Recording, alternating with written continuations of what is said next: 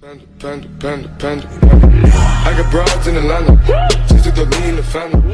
Credit cards and the scammers. In November. Your platform has called for various new programs, including Medicare for all, housing as a federal right, a federal jobs guarantee, tuition-free public college, canceling all student loan debt. According to nonpartisan and left-leaning studies friendly to your cause, including the Center on Budget and Policy Priorities or the Tax Policy Center, the overall price tag is more than $40 trillion in the next decade. You recently said in an interview that increasing taxes on the very wealthy plus an increased corporate tax rate would make $2 trillion over the next 10 years. So where's the other $38 trillion going to come from? Well, one of the things that we need to realize when we look at something like Medicare for all would save the American people a very large amount of money. And what we see as well is that these systems are not just pie in the sky.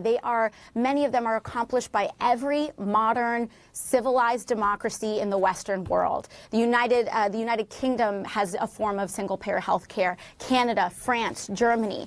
What we need to realize is that these investments are better and they are good for our future. These are generational investments so that they're not short-term band-aids, but they are really profound decisions about who we want to be as a nation and how we want to act as the wealthiest nation in the history of the world. Right. Now, I get that, but the price tag for everything that you've laid out in your campaign is $40 trillion over the next 10 years.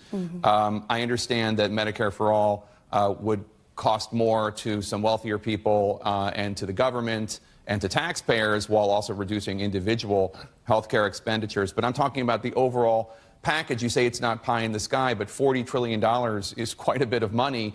And the taxes that you talked about raising to pay for this, to pay for your agenda, only count for $2. And we're going by left-leaning analysts. Right. Well, when you look again at how our health care works, currently we pay much of these costs go into the private sector. So what we see is, for example, a year ago, I was working downtown in a restaurant.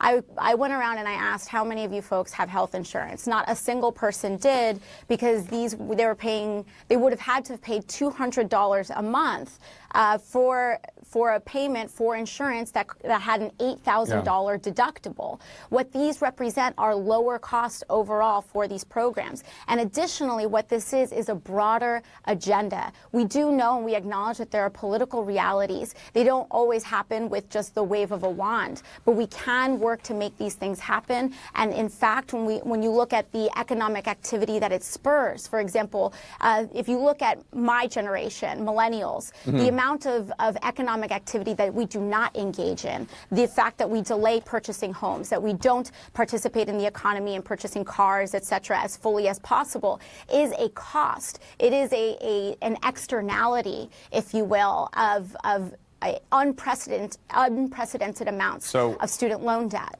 I'm assuming I'm not going to get an answer for the other $38 trillion. I'll have you back and maybe we can go.